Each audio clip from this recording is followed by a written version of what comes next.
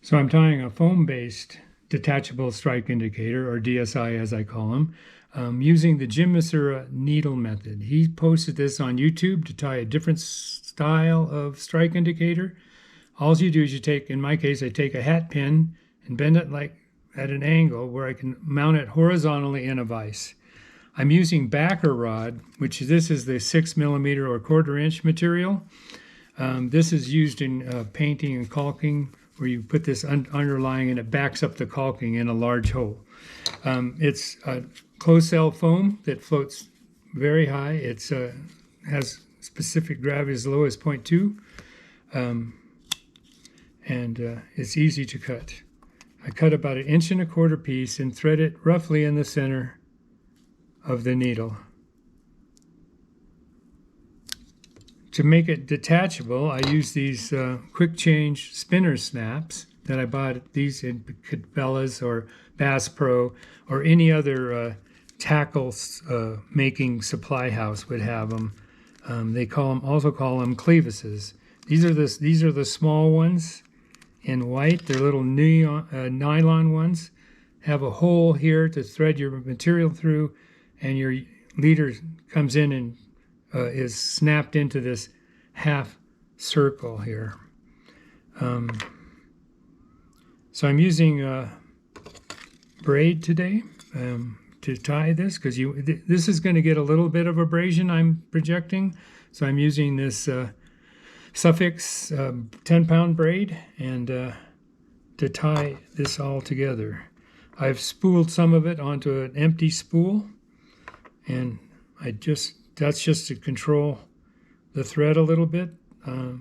It's easy because of the countersink to thread the braid through, unless you're a klutz like me. And what I do is then I have a small piece of it here, and I'm holding it about 1/3 back, and I start to wrap it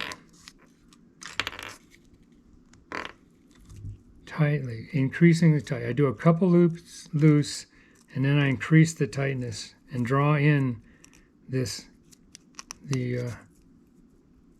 spinner snap into this pinch point, if you will.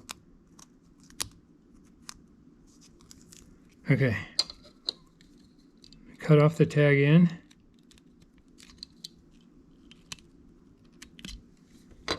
And I'm would finish.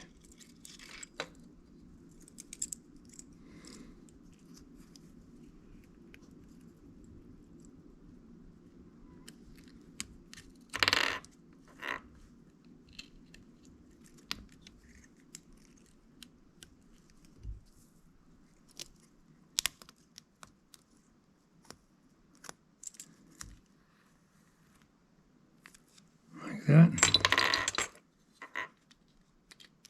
Cut off the braid, and I do use a little bit of super glue to coat the threads, seal the knot, and also to make it so it's waterproof is the idea, so the braid won't absorb water.